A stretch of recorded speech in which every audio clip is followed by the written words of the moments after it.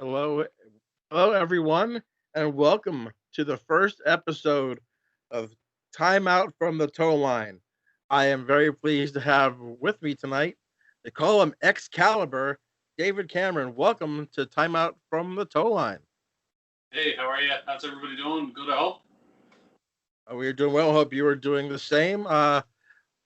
Before I get into the questions, I wanted to ask you just how are you and your family and your loved ones handling this COVID pandemic that we're going? Hopefully, everybody is okay on your end. Yeah, it's everyone. It's just kind of going through the motions. I think it's. I'm working myself all the time. Of course, I work in the home improvement area, but for the most part, our cases seem to be pretty low here now in Nova Scotia, and we seem to be keeping that. So anyway, yeah, hopefully it'll. I think we're doing okay with it overall. Awesome. Glad to hear that.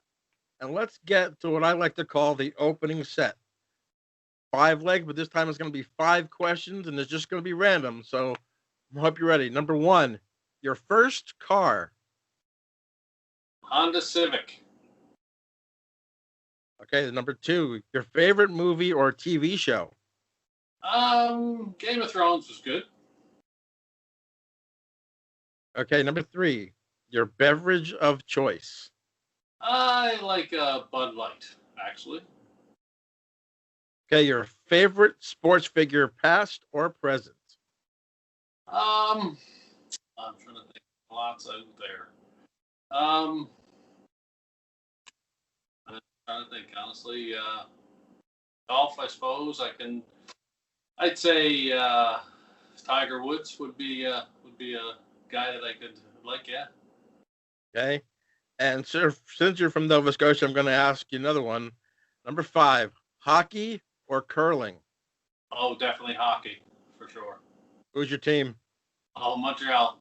Uh, the Canadiens de Montreal. Yeah, they are the team.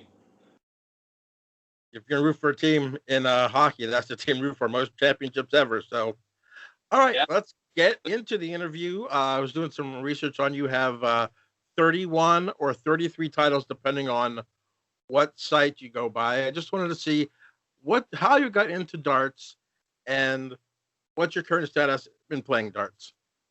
Well, I got into it years ago. I always played in the basement there with my dad and stuff, and we had a dartboard and just kind of I throw like a baseball at it actually. Anyway, and then it's just time went on, and then I ended up joining a league in my town there, and I played there for a couple of years. And one of the guys had said to me, "Why don't you go try regionals?" I had no idea what that was, and then it just went on from there. So, and then you go to your provincials, your nationals, and go forward, and then just one thing led to another.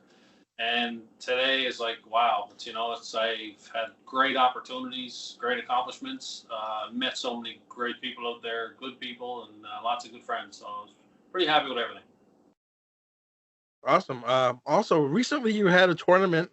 It was like a couple day tournament, the CDC up in was it Canada you were in? It was in Woodstock, I believe, Woodstock. Ontario. And And you did. Oh, go yep. ahead. I'm sorry. I didn't mean to interrupt. Go ahead. Oh no, it was a 4 or 2 day event before events, but in 2 days, and they did that for the spot for the World Championship for the PDC. I fell a little shy, mind you, on it. I got close to the end. It came down between Matt and I, and Matt beat me, so like you said. But I played great all weekend, and I had a really good time. So Yeah, you had a quarterfinal appearance, a semifinal appearance, a runner-up, and a victory. So yeah, you did have a good run, and I believe that was Matt Campbell that you faced off quite a bit against over those 2 days and four tournaments. yeah, he was in my section every time, and of course I was fortunate enough. I got him on Saturday twice, and he got me Sunday twice. So as I say, we both played good overall, I think, and it just came down to that moment in time, and it happened to be his moment. So, but I'll be back next year. Awesome, great to hear. And now I want to what current darts you're throwing, like grams, barrels, and flights and stuff. What's your current weapon of choice? Well, Cosmo, I've been with them probably for I'd say at least 10 years now. Cosmo and Fit Flight and stuff like that, and they've been great to me. They make my darts for me. They make my flights. signature flights and all that stuff. They're 22 gram. They're called Magical Swords, and I believe the soft tip come in 18 gram. We may bump them up. I don't know yet to 22 because a lot of people are asking for a little heavier used 22s. So we'll see what happens, right? But yeah, and then I use the Rocket Flight with the number 5 spinning shaft, usually red, of course. But yeah, and that seems to be working pretty good for me for a long time. Okay, now, do you play soft tip as well as steel tip? Yes, yeah. I've been playing. I got into soft tip there. I'd say maybe 10 years ago, a little bit. I've been known to Chicago bull shooter and stuff like that. And Jay Barlow, good friend of mine. We've been hooking up down there, playing doubles in different events and stuff like that. And then we had some machines up this way here. Then I got go to Kansas, which is great. There 1 year, and I won some money down there. So yeah, I mean it's a lot of fun. It's a fun game for sure. Now, there's a lot of, I guess, purists that play both soft tip and steel tip, and the controversy is really about the bullseye. How in soft tip the bull is completely 50, where in steel tip the bullseye is separate, 25 and 50. Yeah. People have an issue sometimes of people just shooting the bulls instead of going for the 180. Would you see any problem with that kind of strategy for like new players like myself? I just started playing 15 months ago, and it's like people are saying that it's not really darts if you're shooting at the bullseye since the whole Well, thing's 50. you know what? It's everyone has a good day and a bad day, I guess you can say, for to start. But for the most part, yeah, I mean, shooting at the 50, it doesn't matter. Everybody still misses it.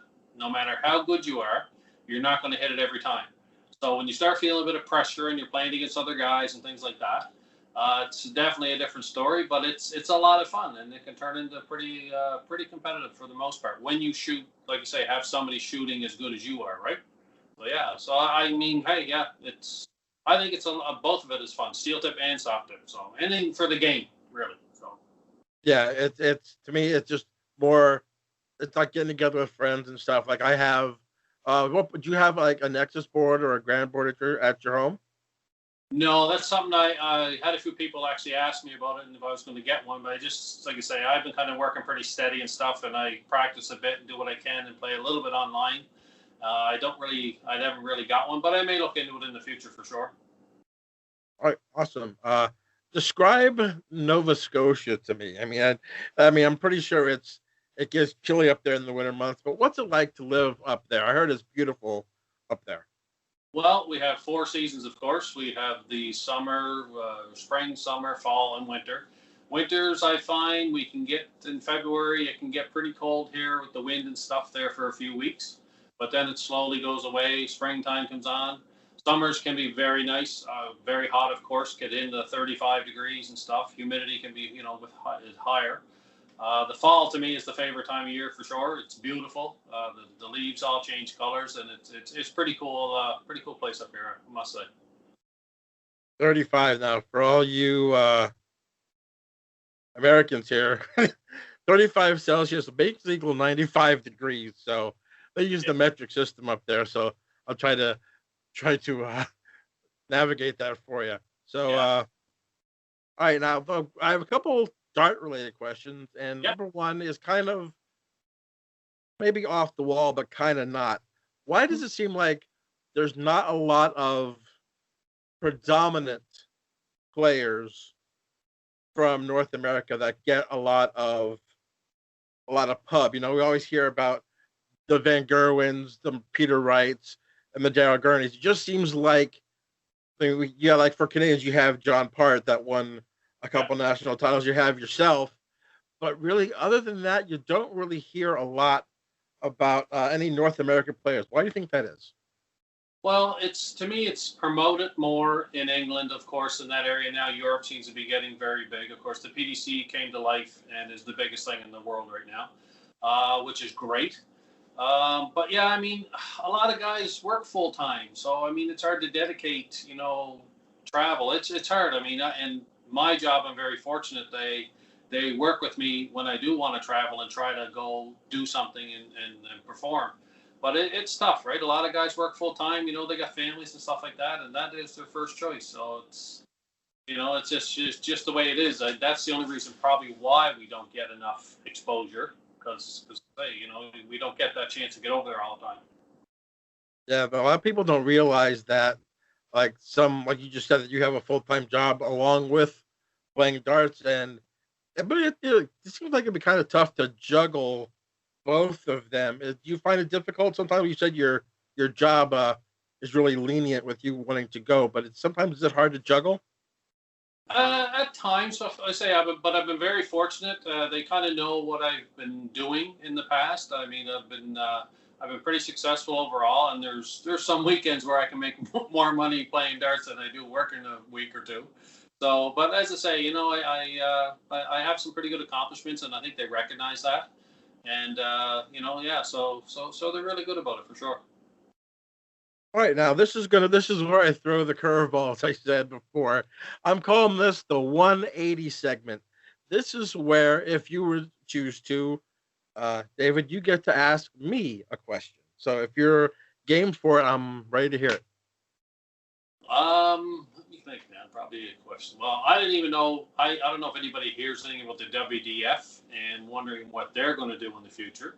I'm curious if anybody heard anything on that because I've been hearing a little bit here and there, but I know with everything going on, with the COVID and stuff, things are relatively quiet. But I'm just curious if anybody kind of knows what's going on with them guys since the BDO is no longer around.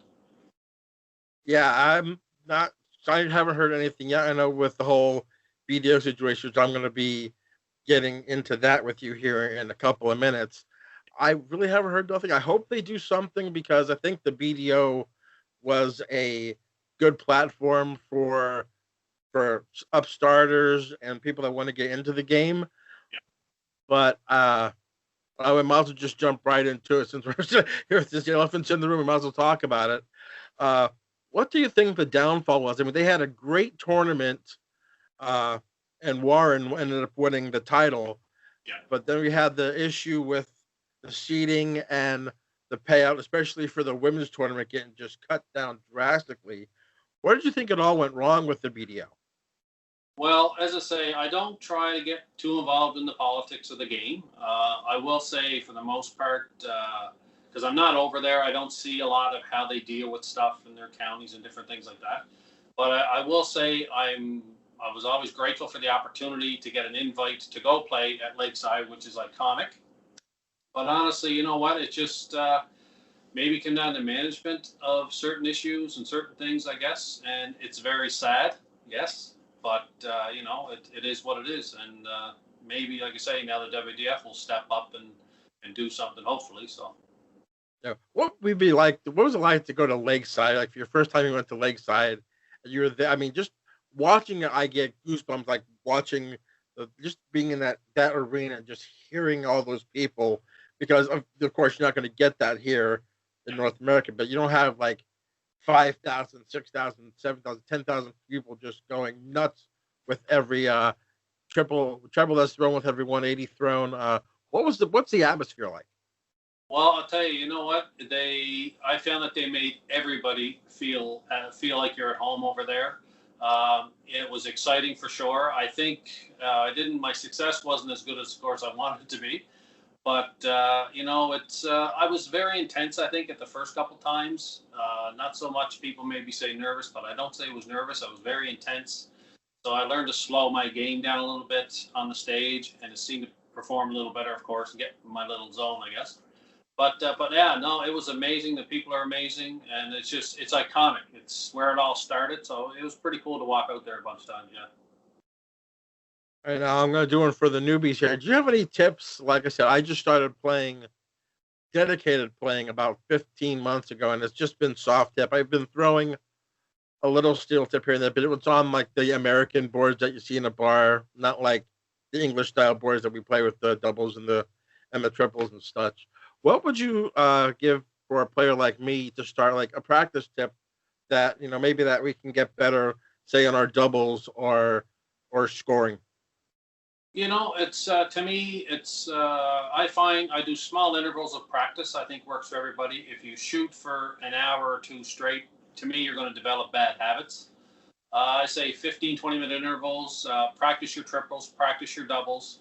Maybe play games of 501. Like I try to play some games of 501 myself. My goal is to be on a finish after 12 darts, whatever it might be. Try to finish the game in 15 darts, 12 darts, and stuff like that, right? I mean, but just try to get a focus on, get your breathing right, stuff like that, and and just kind of get a nice smooth throw going is a big thing as well. So Okay, well, we're gonna wrap this up with the three dart out. I'd like to call the last three questions of the day. Like I said, you have 33 or 31 titles, as I said before. 25 came from the BDO. What's your favorite? you know what? Bob Jones Memorial was always a fun tournament for me. Same with the GVO, Greater Vancouver Open. That's another one. I mean, a lot of them are a lot of fun. Here at home, our Halifax Open is always a good time, right? We got great players here in Eastern Canada. Just don't get the exposure, of course, like I said before. But I'll tell you, there's a lot of guys down there that can play and throw 11, 12 dart games. And I've seen it. I've been beat by guys that just shot amazing. So, yeah. But for the most part, I'd say there was a lot of good tournaments in Canada. I like getting down over the States there a little bit too and playing in a few down there. So it's fun. Right. Now, they don't have to be the top three ever, but who are your top three favorite dart players, either to emulate or to watch? I'm sorry, what was that? The top three dart players. It could be your favorite ones. It doesn't have to be the top three all time. It can just be your three favorite. John Lowe, I think, was pretty cool there in his heyday. He always had that nice throw, and he was good. I like watching Peter Wright. He's Scotland, of course. I kind of got some Scottish in me, I think. So yeah, and I'm trying to think. I would say today it's. I mean, there's so many good players out there right now. Daryl Gurney, I like watching him throw. He got a nice. He kind of uses a long point, same as me. So yeah, just watching guys like that is pretty good. And speaking of points, the last question I have is with Simon Whitlock throwing, and you can just see the board being torn up as he's throwing constantly. As you can see, if there's a sisal being pulled out. Do you think that's going to become a problem later on? Maybe not this year, but maybe next year, that you might see some regulation on the points. That's possible now. It's hard to say exactly because it's very easy for them to replace the board every match. So they can just throw a new board up, which is not so bad. But yeah, I mean, for the most part, I mean, for clubs and stuff and different places that would have to replace them constantly and cost them a lot of money, they may say, hey, you're going to have to change your points or use a different set of darts. Who knows, right? Yeah. Okay. Well, now since you finished the interview, it's game shot.